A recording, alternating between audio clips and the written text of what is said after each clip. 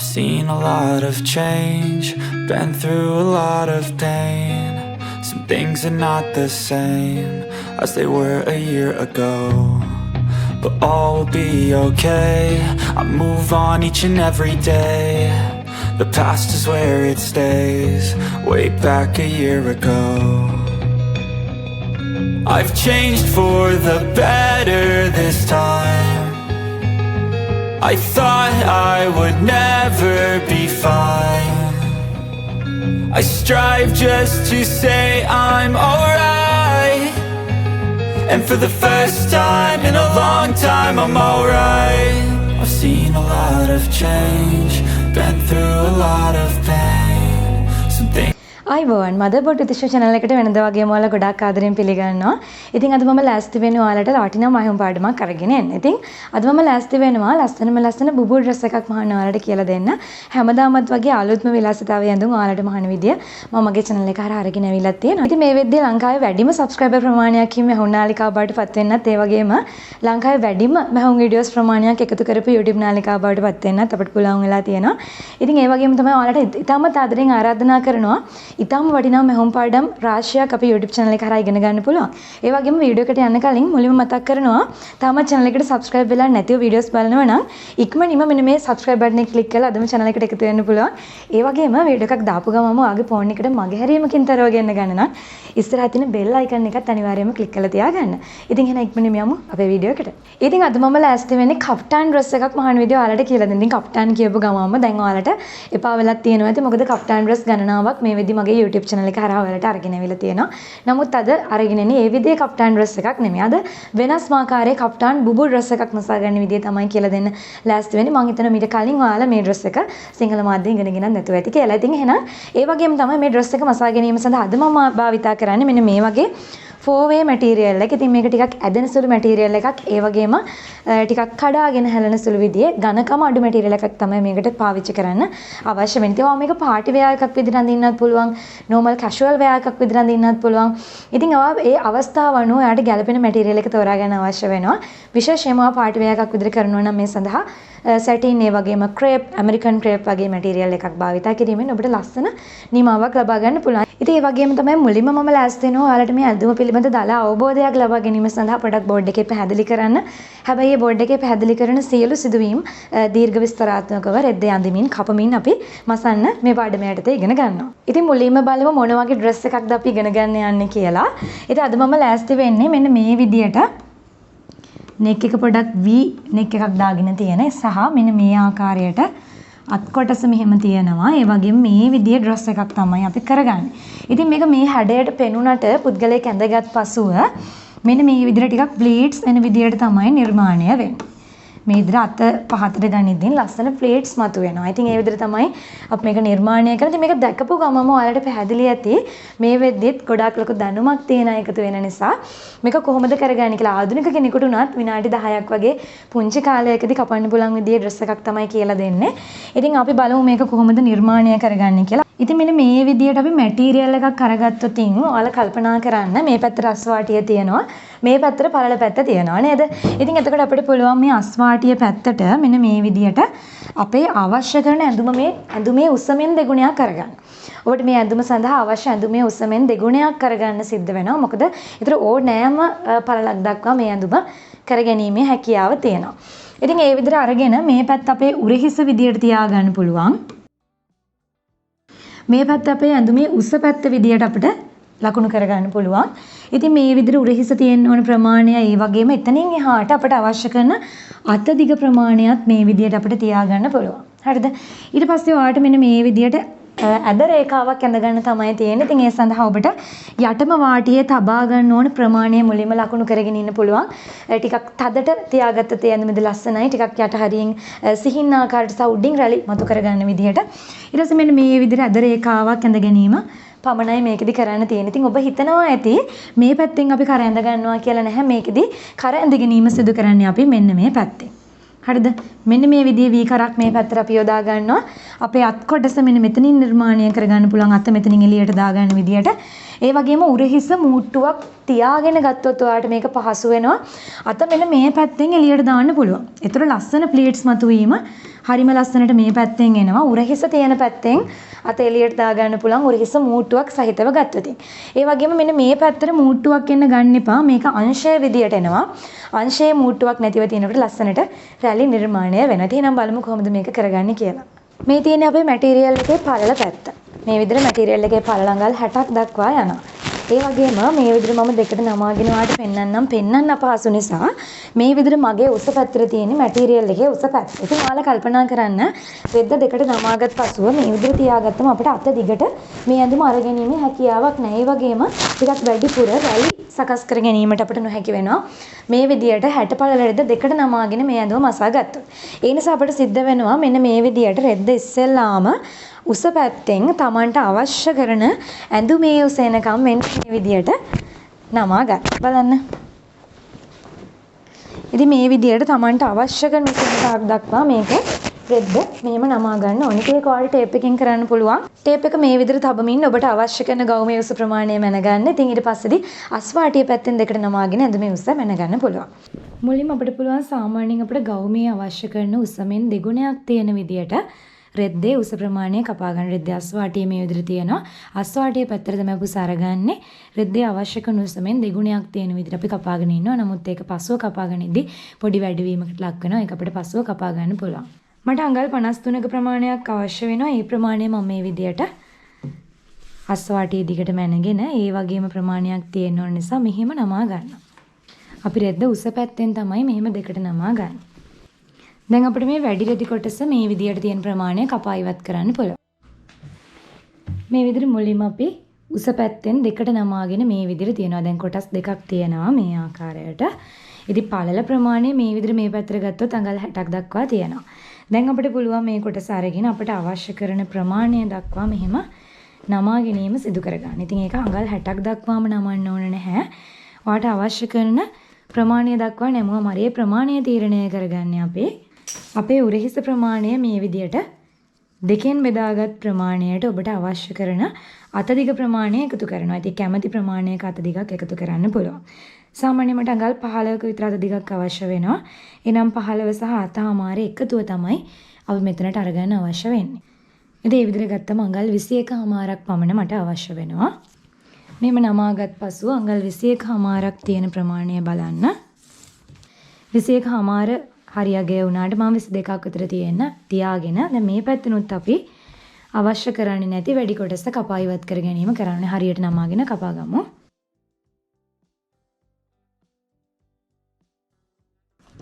මෙන්න මේ විදියට ඉහළට නම්මින් කපාගෙන යන. එතකොට හරි ගානට කපන්න පුළුවන් ඔක්කොම ටික.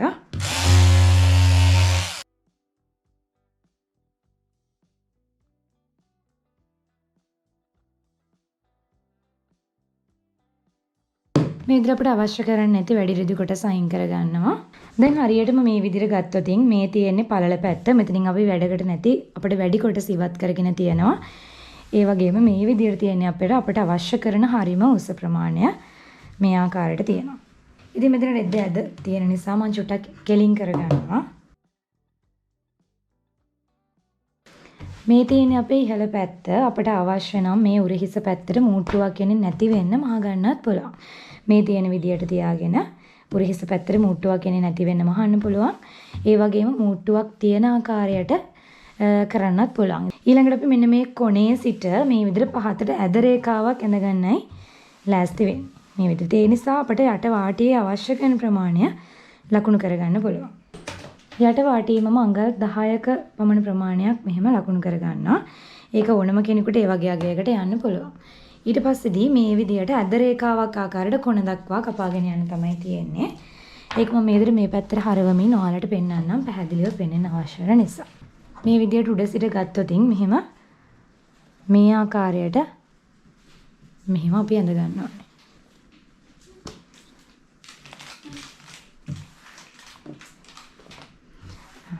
මේ විදිහට අඟල් 10 තියෙන ස්ථානය දක්වා ඇඳ ගන්න පුළුවන්. දැන් මම මේක විදිහට කට් කර ගන්නවා.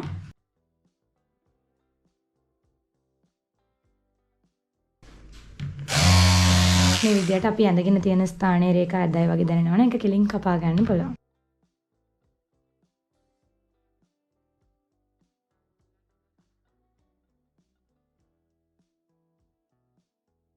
මේ විදිහට අපි ඇද රේඛාවක් ආකාරයට කපා ගත්තා. යටම තියෙන්නේ අඟල් 10ක ප්‍රමාණය. දැන් ඔයා අනිවාර්යයෙන්ම මෙන්න මේ ඇද රේඛාවේ අඟල් 53 තියෙනවද කියලා බලන්න ඕනේ. එහෙම නැති වුණොත් ගවුමේ උස ප්‍රමාණය ඔයාලට වැඩි වෙන්න පුළුවන්. දැන් අපි මේ ඇද රේඛාවේ තමයි 53 ප්‍රමාණය හොයාගන්න යන්නේ. ඉතින් මේ විදිහට බැලුවම මට නම් අවශ්‍ය කරන 53 ප්‍රමාණයම තියෙනවා. සමහර කෙනෙකුට වැඩි වෙන්න පුළුවන්. එහෙම වැඩි වෙනව නම් කපා ඉවත් කර ගැනීම සිදු කර ගන්න ඕනේ. දැන් අපිට මේ ස්ථානයේ කර හැඩයක් කපා ගන්න ඕනේ. ඒ සඳහා මෙන්න මේ විදිහට මුලින්ම අඟල් 3ක් පමණ සම්මත මිම්මක් මේ විදිහට ලකුණු කරන්න. ඇඳුමේ මැද පැත්ත වෙන්නේ මේ පැත්ත, අංශය වෙන්නේ මේ පැත්ත. ඊට පස්සේ මේ විදිහට අඟල් 8ක් පමණ මම කර ගැඹුරු කරමින් ටේප් එක මෙහෙම තියාගෙන කපා ගන්නවා. ඉතින් අපි මේ විදිහට උරහිස පැත්තත් වෙන් කර ගන්නවා.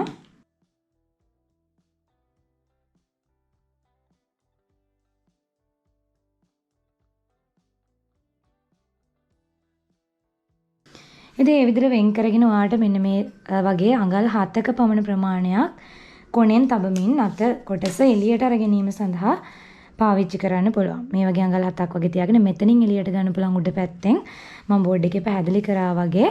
එහෙම නැත්නම් මෙන්න මේ පැත්තෙන් 7ක වගේ ප්‍රමාණයක් ඕපන් කරගෙන මේ පැත්තෙන් අත එළියට ගන්න තියාගන්නත් පුළුවන්. ඉතින් මම වඩාත් කැමති වෙන්නේ මේ පැත්තෙන් එළියට ගන්න නිසා මම එතනින් කට් කර ගන්නවා. මෙතන අඟල් 7ක වගේ ප්‍රමාණයක් කට් කර ගන්න.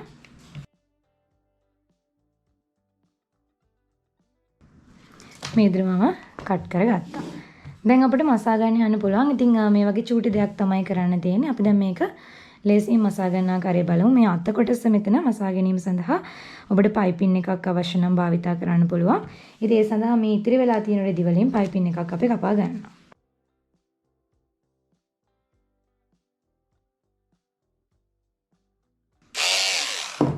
මේ විදිහට මම අඟල් 1.5ක් වගේ පළල පයිපින් කොටස් දෙකක් කපාගෙන තියෙනවා අත් දෙක සඳහා. දැන් බලමු මේක කොහොමද අපි මහගන්නේ කියලා. මේ මැටීරියල් එකේ නූල් ඇදලා යන්නේ නැති නිසා මම අද කර නිකම්ම මේ විදිහට නවල මහගන්න තමයි ලෑස්ති වෙන්නේ. ඉතින් ඔයාලට මේක එක්වරක් ඕවර්ලොක් කරමින් උනත් නවල මහන්න පුළුවන්. එහෙම නැත්නම් ඔයාලට මේක සාමාන්‍යයෙන් පේසිමක් මසන ආකාරයට මේ වගේම කරපටියක් තියලා නවමින් මසා ගැනීමේ හැකියාවක් තියෙනවා. ඇදෙනටදී මසා ගැනීමේදී ඔයාලට ෆ්ලැට් ලොක් එකක් තියෙනවා නම් මේ විදිහට මසා ගන්න පුළුවන් කිසිම ප්‍රශ්නයක් නැතුව. නමුත් සමහර වෙලාවල් වලදී ඇදෙන සමහර රෙදි වර්ග මේ මැෂින් එකේ මහන්න පොඩක් අපහසු වෙනවා. ඒ වගේ වෙලාවට අපිට භාවිතා කරන්න පුළුවන් ක්‍රමවේදයක් මම ඔයාලට මේ වීඩියෝ එක තුලදීම කියලා දෙන්න. ලෑස්ති වෙනවා. ඔයාලට මේ විදිහට යටට මේ වගේ සෙලෝ ටේප් කෑල්ලක් පොඩක් ගහලා normally මහ ගන්න පුළුවන්. බෝල් පොයින්ට් නීඩල් භාවිතා කිරීමෙන් ඔයාලට මසා ගන්න පුළුවන්. ඒ වගේම එක් රෙදි වර්ග සඳහා මසන්න පුළුවන් නීඩල්ස් වර්ග පිළිබඳව මම වෙනම පාඩමක් කරලා තියෙනවා වගේම සාමාන්‍ය මැෂින් එකේ ඒ අදාළ කරන රෙදි වර්ගයට ගැළපෙන ඉදි කටුව භාවිතා කරමින් ඇදෙන රෙදි වර්ග මසා ගන්න ආකාරය මීට පෙරදි කියලා දීලා තියෙනවා. නමුත් බොහෝ දෙනෙකුට එහෙම කියලා දුන්නාට ඒක කරගන්න අපහසුතාව ඇති වෙලා තියෙනවා. ඉතින් ඒ නිසා මම හිතුවා මේකට මෙතඩ් එකක් කියලා දෙන්න ඕනේ කියලා. ඉතින් මේ විදිහට ඔයාලට පුළුවන් මෙහෙම රෙදි කොටස නමා ගන්න මේ විදිහට තියාගන්න සහ ඊට පස්සේ මේ විදිහට පත්තර කොලයක් හෝ කඩදාසියක් මේ ආකාරයට තියාගන්න පුළුවන්. දැන් මේ විදිහට මාගෙන යන්න ඕනේ. දැන් අපිට පත්තර කොලය මේ විදිහට ලේසියෙන්ම ගලවලා ඉවත් කරන්න පුළුවන්. මේ විදිහට හරිම ලස්සනට මැහිලා තියෙනවා. ඉතින් ඔයාලා මේ ක්‍රමය මැහෙන්නෙම නැති අවස්ථාවකදී අනුගමනය කරන්න. එහෙම නැත්නම් normally machine එකෙන් මහ ගන්න පුළුවන්. මුලින් මේ විදිහට කර මේ විදිහට නමා මසා ගන්න. ඒ විදිහටම කර කොටස් හතරම මහ ගන්න ඕනේ. ඉතින් ඒ වගේම ඔයාලට දෙයක් කියන්න ඕනේ. මෙන්න මේ මැටීරියල් එකේ මේ විදිහට ස්ටිකර් එකක් අලවලා තිබිලා තියෙනවා. ඉතින් බලන්න එතකොට මුළු මැටීරියල් එකම ඇත්තටම අපරාධේ ඔයාලත් වෙළඳපොලෙන් ගනිද්දි බලන්න. ඒ වගේ දේවල් තියෙනවාද කියලා මේක ඇත්තටම ගලවලා ඉවත් කරන්නත් හරි අපහසුයි. මොනවා හරි ටැග් එකක් තමයි අලවලා තියෙන්නේ. මේක බලන්න ඕනේ සෝදලා ඉවත් කරන්න පුළුවන්ද කියලා. කොටස් හතරක් තියෙනවා. කොටස් හතරෙම කරමහගෙන ඉවරයි. දැන් අපිට එක් පළුවක් උඩින් මේ විදිහට අනිත් පළුව තියාගන්න පුළුවන්. තියාගෙන මෙහෙම මූට්ටු කරගෙන යන්න ඕනේ. මේ විදිහට තියලා මම අහගෙන යනවා. මේ විදිහට සම්පූර්ණයෙන්ම පහළ දක්වාම මූට්ටු කරගෙන යන්න. එතකොට ඉදිරිපසට සහ පිටුපසට තමයි මූට්ටු දෙක එන්නේ. ඉතින් මේ විදිහට කර තියෙන පැත්තේ කොටස් දෙක තියලා මහගෙන තියෙනවා. ඊට පස්සේදී අපිට ඒ විදිහටම අනිත් පැත්ත පළුවටත් කර තියෙන පැත්තට තියලා මේ ටික මෙහෙම මහගෙන යන්න පුළුවන්. ඉතින් ඒ විදිහට මහගෙන ඕවර්ලොක් කිරීම කරගන්න පුළුවන්. දැන් මේ විදිහට දෙපැත්තෙම කර කොටස් දෙක එකට තියාගෙන උරහිස මූට්ටු කර ගැනීම අපිට කරගන්න පුළුවන්.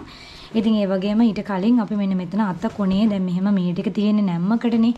පහළ කොටස තියෙන නැම්මකට මෙතන පයිපින් එකක් අල්ලලා නීට් කර ගැනීම කරගන්න ඕනේ. පයිපින් කොටස මුලින්ම කණපිට පැත්තට තියලා මහගෙන යනවා. මේ විදිහට මෙතනනොත් මේ ආකාරයට මහගෙන යන්න. ඒ විදිහට අපි කණපිට පැත්තට තියලා මේක මහගෙන හොඳ පිට පැත්තට පෙරලා ගන්නවා. දැන් අපිට මෙහෙම සම්පූර්ණ මේ ආකාරයට නැමී යන පරිදි මේක මහගෙන යන්න පුළුවන්.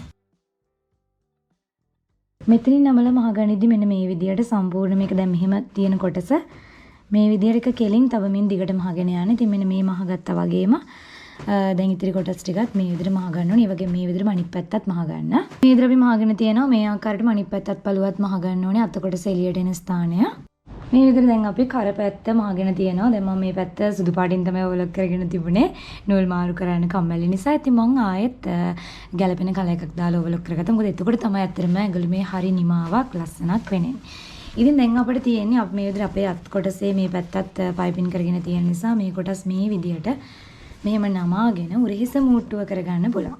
ඉතින් උරහිස මූට්ටු කර ගැනීම මම ඔවලොක් එකෙම කරගන්න. ඔයාලට නෝමල් මැෂින් එකේ වුණත් මෙහෙම එකට තියලා මහ ගන්න පුළුවන්. ඉතින් මේ විදිහට දැන් අපි කරපැත්ත ඒ වගේම අත පයිපින් කරගෙන මහගෙන තියෙනවා. උරහිස් මූට්ටුව කරගෙන තියෙනවා. අංශය මේ විදිහට නැම්මකට තමයි යන්නේ. මැදට තමයි ඇඳුමේ මූට්ටුව මේ විදිහට අපි යොදාගෙන තියෙන. ඉතින් මේකෙදි දැන් අපිට ඉතිරි වෙලා තියෙන යටම වාටිය මහ ගන්න විතරයි. ඔයාලට පුළුවන් යට වාටිය එක්වරක් ඕවලොක් කරමින් අවශ්‍ය නම් නවල මහන්න. එහෙම නැත්නම් මේ විදිහට දෙසරයක් නවල මෙහෙම මහ ගැනීම හැකියාවක් තියෙනවා. ඉතින් එහෙම නැත්නම් ෆ්ලැට් ලොක් එකක් තියෙනවා නම් ෆ්ලැට් ලොක් කරගන්නත් පුළුවන්. මේ විදිහට යට වාටියත් අපි මහගෙන ඉවර කරගෙන තියෙනවා. ඉතින් ඔයාලා බලන්න මෙන්න මේ විදිහට ෆ්‍රොක් එක හොඳ පිට පැත්තෙන් මෙන්න මේ විදිහට තමයි පේන්නේ. මේ තියෙන්නේ අත් කොටස. මෙතනින් තමයි අපි අත එළියට අරගෙන තියෙන්නේ. ඉතින් අවශ්‍ය නම් උඩ පැත්තෙන් උනත් මෙහෙම කොහොමත් උරහිස් මූට්ටුව යන නිසා විවරයක් ඉතුරු කරමින් උඩ පැත්තෙන් අත මෙහෙම එළියට ගන්නත් පුළුවන්. මේ පැත්තට පයිපින් අල්ලන අකමැති කෙනෙක් ඉන්නවා නම්. ඉතින් ඔන්න ඔය ආකාරයට තමයි අපි අපේ ඩ්‍රෙස් එක හදාගෙන තියෙන්නේ. මේ විදිහට පහතින් කුඩාවට තියනවා. ඉහළට යන්න යන්න විශාල වෙලා තියෙනවා. I've seen a lot of change, been through a lot of pain. Some things are not the same as they were a year ago, but all will be okay. I move on each and every day. The past is where it stays, way back a year ago. I've changed for the better this time. I thought I would never be fine. I strive just to say I'm alright. And for the first time in a long time I'm alright. I've seen a lot of change, been